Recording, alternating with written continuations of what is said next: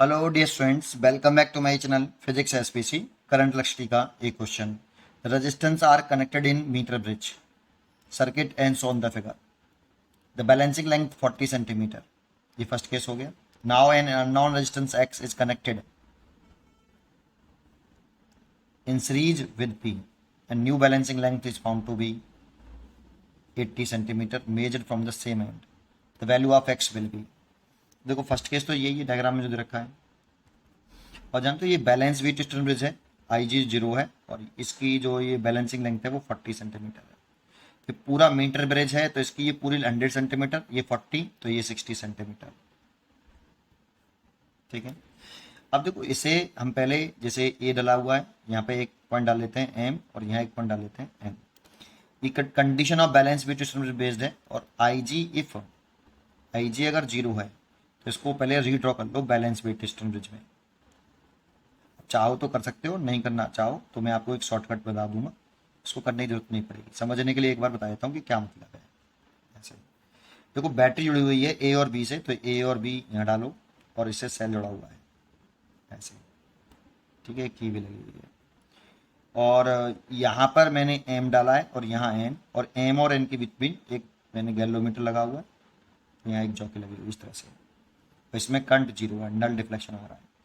ये ए और एम के बीच में पी है जिसकी वैल्यू 4 ओम दे रखी है, और एम और बी के बीच में क्यू है, इसकी वैल्यू क्वेश्चन में गिवन नहीं है, क्यू ओम है। और इसका रेजिस्टेंस में पता नहीं, मान लो इसका रेजिस्टेंस R1 है और इसका रेजिस्टेंस R2 है।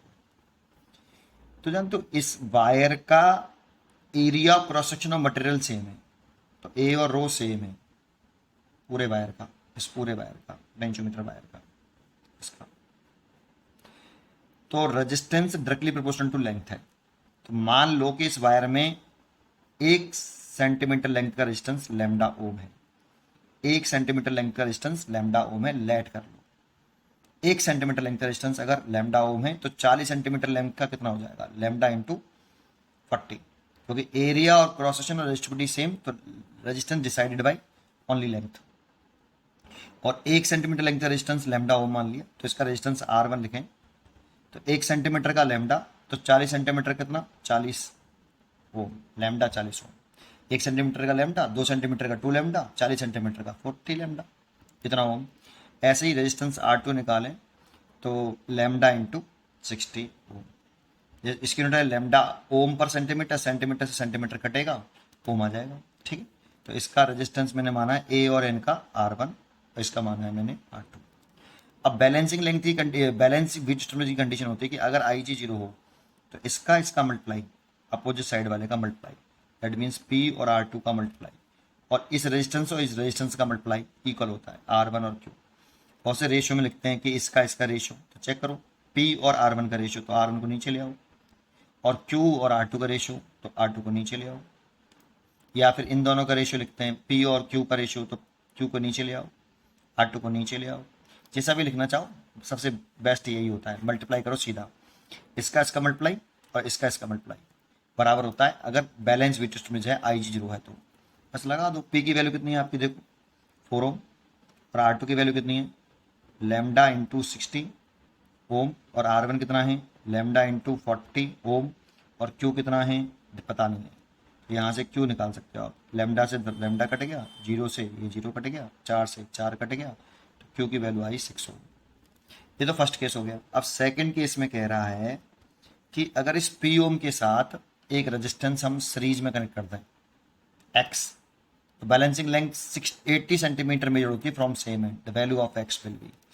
तो जो सेकंड केस में क्वेश्चन में कहा कि अगर हम क्या करते हैं, ये बाकी का सब सेम है, वायर सेम है, बैटरी सेम है, सब कुछ सेम है, बस यहाँ पी के साथ जो 4 ओम का रेजिस्टेंस था ना, उसके साथ सीरीज में एक रेजिस्टेंस लगा लिया 4 ओम के साथ एक्स, और ये सब सेम है, ये क्यू ही है जिसकी वैल्यू हमने 6 ओम निकाल रखी है।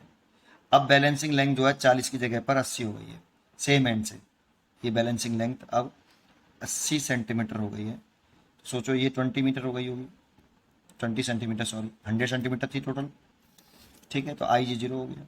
अब देखो करते क्या है, ये जब बनाने की जरूरत नहीं थी, इसका मल्टीप्लाई इसमें करते हैं, इसका मल्टीप्लाई अपोजिट साइड में, इसका मल्टीप्लाई कर लो, इसमें इसका मल्टीप्लाई कर लो। ये तो किया है हमने यहाँ पे, तो इसको आप रिपीट नहीं करेंगे, दोबारा से बनाएं, सीधा सीधा इसका मल्टीप्लाई इसमें। ये तो देखो ये दोनों सीरीज में, तो टोटल रेजिस्टेंस कितना हो गया यहाँ पे 4 + x, सीरीज में तो टोटल रेजिस्टेंस कितना हो गया 4 + x, और इसका रेजिस्टेंस कितना हो जाएगा लैम्डा इंटू 20, इसका रेजिस्टेंस हो जाएगा लैम्डा इंटू 80, ये रेजिस्टेंस होगा इसका। तो इस रेजिस्टेंस का मल्टीप्लाई इसमें कर लो, इफ आई जी अगर 0 हो तो, ठीक है, बैलेंसिंग लाइन टोटल हो रही है। 4 + x डायरेक्ट कर लिया करो, यहाँ पे भी डायरेक्ट कर लेता मैं, तो समझाने के लिए एक बार मैंने कर दिया। तो लैम्डा इंटू 20 इक्वल टू, इसका इसमें मल्टीप्लाई कर लिया, इसका इसमें कर लो 6 इंटू लैम्डा इंटू 80, सॉल्व कर लो।